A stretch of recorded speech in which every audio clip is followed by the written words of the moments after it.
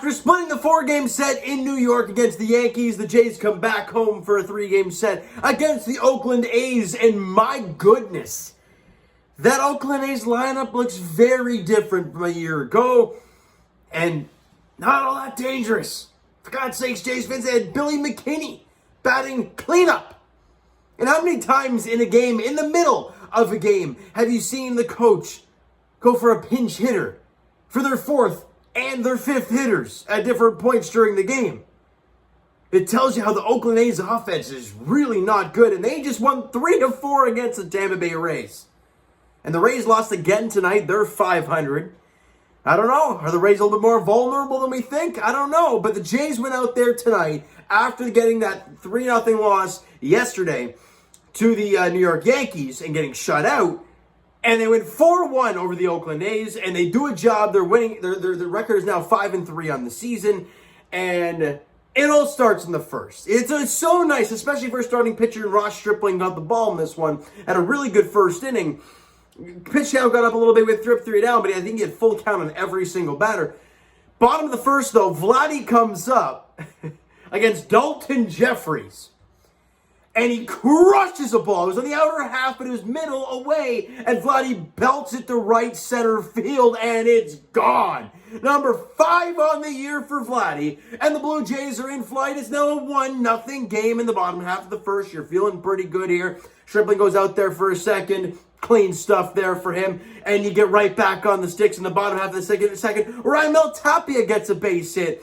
And he gets on, albeit, another ground ball for Tapia. Both his hits were ground balls up the middle, but they found holes and they do count, and he got on base. Then Santiago Espinal comes up, and he drills one down the left field line, and it stays fair, and they're shading him.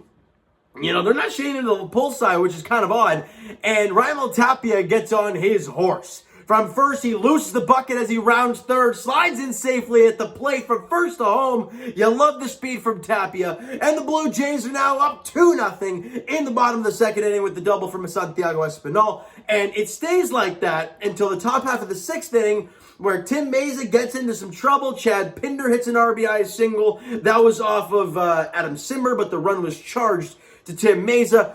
Pinder singles. Tony Kemp comes in to score. And it's a 2-1 game. And they have runners in the corners with one away. I mean, this is a big-time moment for the Oakland Athletics. Or a chance to tie or even take the lead, depending on how the rest of the inning goes. Well, Adam Simber then strikes out Stephen Vogt to make it 2 away. And I can't remember how the last out happened, but either way, he gets out of that inning. The Jays still lead it 2-1, a massive point in that game. Because in the bottom half of the 6th inning, with Lourdes Gurriel Jr. on, Zach Collins with 2 out. Rips one into right field for a base hit, and I'm like, wait, hold on a second. This guy ripped a double earlier, and now he's got a single, and the Jays expanded this to a 3-1 game. This is a 2-out clutch knock from Zach Collins. I love it. Tapia had 2 hits, and Collins had 2 hits. You love to see it. And the Jays expand their lead. Like I said, it's now a 3-1 game. You feel a lot better with that 2-run lead.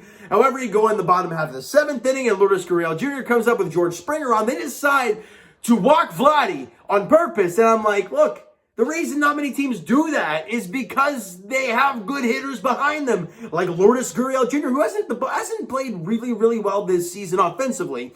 However, he's always dangerous. And he gets a hanger from, I believe, Zach Jackson, who's a former Blue Jay farmhand. And he crushes it to left field, and Tony Kemp lays out. It goes off his glove and goes all the way to the wall. Springer scores on the play, and they hold Vladdy at third, and I'm like, I wanted them to send him. Because you already have 4-1, why not gamble? But whatever, they don't do so. Springer is safe at the plate. Right, Gurriel gets the RBI double. Jays up 4-1, and the decision to walk Vladdy is still scratch your head. But I understand you'd rather take the chance with Gurriel than you would for Vladdy. I understand that point. But you see why they don't do it very often is because of the protection that Vladdy has around him in this prolific lineup. All right, and then the bullpen just shuts the door. I mean, it was really a fantastic pitching job for the Toronto Blue Jays, albeit they don't have a good lineup at all. But they did a job against a team they were supposed to do a job against.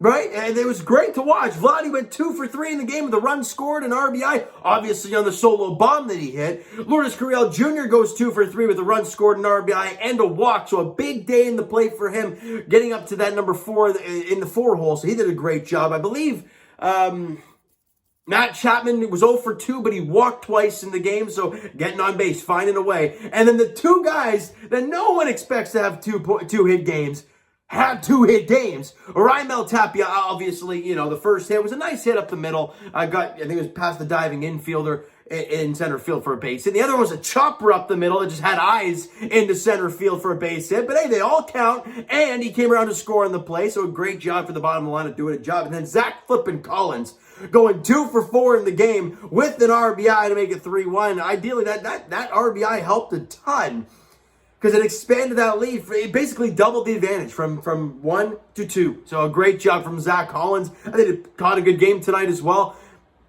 Honestly, I've been yapping before this series because, 5 at-bats and 4 Ks just ain't good. However, I understand they don't have the greatest pitching staff, but he went out there, went 2 for 4, had an extra base hit. You love to see it from your catcher. Now, the team overall had 11 hits. I think, Springer had a hit. Bo had a hit in the game. Kevin Biggio's still really struggling. Doesn't have a hit yet this year. It just doesn't look right to me. Again, I don't know what it is, if anything, but he hasn't looked right at all. I don't know how else to put it. But the team had 11 hits overall, 5 strikeouts. So good job putting bat to ball for the Toronto Blue Jays today, and it was a really, really good job. Now the pitching staff, obviously with the days getting moved back a bit, obviously Ryu going tomorrow, so everyone getting that extra day. Ross Stripling got the start today, and he was great. I mean, look, the offense, they're not great on Oakland, but he went out there and went 4 innings, allowed 2 hits, didn't walk a batter, and struck out 3. And that's why I love pitchers like this, especially when they have outings like this. You throw strikes to a team that's not very good offensively. More often than not, you're going to do a good job. Didn't walk a batter over those 4 innings, only allowed 2 hits, was really in no damage ever, had 3 strikeouts. And a clean job for Ross. So he did a great job. Trevor Richards went an inning, allowed 1 hit, but got a strikeout, didn't walk anybody. Great job for him. Tim Mesa came out there, went a third of an inning, allowed a couple hits, and got a strikeout, but obviously the 1 run came across under his name. Adam Simmer, other than that single that he allowed, was really the only base runner that he allowed in the game. I don't think he hit anybody. No, he didn't. He went an inning and 2/3, picks up the win. He's actually 3-0 so far this year. Obviously, wins and losses means nothing, but there you go. It's a pretty weird stat. He went an inning and 2/3, allowed the 1 hit, and struck out 3, didn't walk a batter. So a really good job by the bullpen there. And Jimmy Garcia, this is going to take so long to actually figure that out. But he was phenomenal yet again.